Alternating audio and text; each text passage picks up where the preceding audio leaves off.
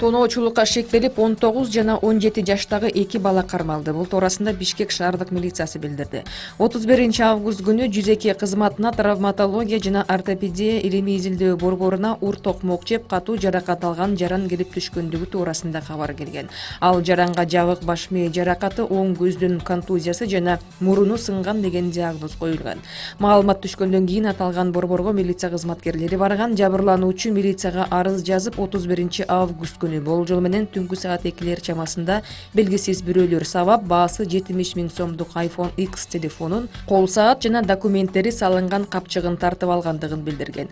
Ыкчам иликтөө иштеринин натыйжасында бул ишке шектүү катары 19 жаштагы жана 17 жаштагы 2 бала кармалды. Бишкек Ош-Унаа жолунда катталган кырсыктан бир адам каза тапты. Бишкек шаарынын 30 жаштагы тургуну DAF үлгүсүндөгү жүк ташуучу унааны Оштон Бишкекти көздөй башкарып бара жаткан. Ал бурулушка келгенде белгисиз себептерден улам чиркеги чей сол капталына жыгылып, сүрүлүп барып, жолдун жээгинде турган унааны сүзгөн. Андан соң жүк ташуучу унаа Ошту көздөй бара жаткан Mercedes-Benz үлгүсүндөгү унааны сүзүп токтогон. Кырсыктын кесепетинен жеңил унаанын айдоочусу Токтогул райондук ооруканасына келгенде каза болгон. Ички иштер министринин мурдагы орун басары Курсан Асановго карата дагы бир кылмыш иши козголду. Бул туурасында Койташтагы окуяны иликтеген мамлекеттик комиссиянын кезектеги жыйынында аскер прокурору Нуркамал Набиев билдирди.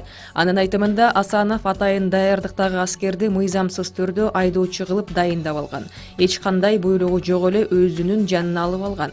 Бул боюнча өзүнчө кылмыш иши козголду. Ички иштер министрлиги ички териштирүү жүргүзүп документтерди өткөрүп берген. Аскер прокуратурасы өзүнчө иш козгогон. Азыр тергөө жүрүүдө. Бул боюнча Курсан Асановдун аракетине баа берилет деп билдирди аскер прокурору. Эске сала кетсек, Курсан Асанов кыргыз милициясына чыккынчылык кылды, ишеничтен кетти деген негиз менен кызматынан алынган болчу.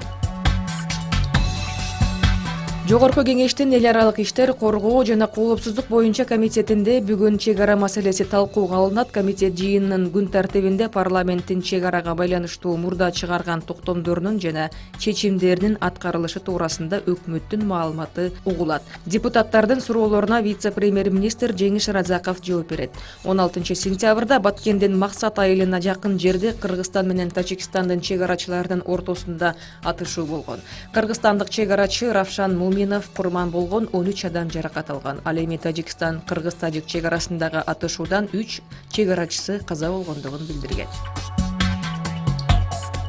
Кечээ Лейлек районунун Максат айылы менен Тажикстандын Согзи облусунун Бабоджон Гафуров районунун жашоочулары футбол ойношту. Лейлектен 5 тургун жана Бабоджон Гафуровдон 5 тургун аралашып 2 командага бөлүнүшкөн. Жыйынтыгында 2 команда тең-тең чыгып, оюнчуларга Лейлек районунун акими Баймурат Бекмуратов тарабынан акчалай сыйлык, ал эми Бабоджон Гафуров районунун акими Зариф Назири тарабынан баалуу белектер тапшырылды.